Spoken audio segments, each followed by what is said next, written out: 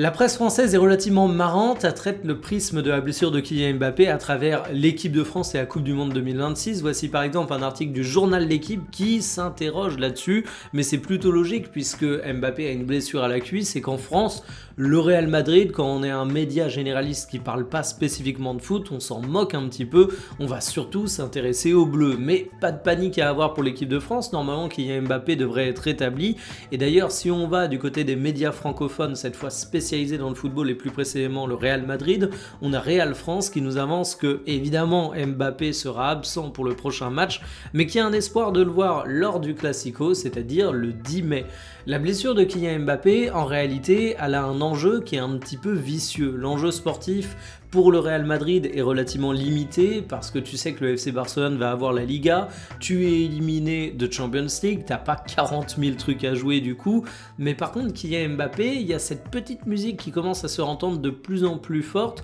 comme quoi le Real Madrid jouerait mieux quand il n'est pas là. C'est vrai qu'il a eu quelques petites absences au cours de cette saison. On peut d'ailleurs s'interroger sur des petites blessures à répétition qui commencent à devenir fréquentes pour l'attaquant français. Mais on va voir si le Real Madrid joue une nouvelle fois mieux sans Kylian Mbappé. Parce que si Mbappé fait des matchs absolument fabuleux, mais qu'au final sa présence est préjudiciable à l'équipe, ça va créer beaucoup de débats, beaucoup de tensions, des tensions qui sont déjà présentes, qui n'ont même pas besoin d'être alimentées, mais ce serait des cartouches supplémentaires dans le fusil des détracteurs de Kylian Mbappé. Donc je suis pressé de voir les prochains matchs du Real Madrid, ou plus précisément le prochain match du Real Madrid sans Mbappé,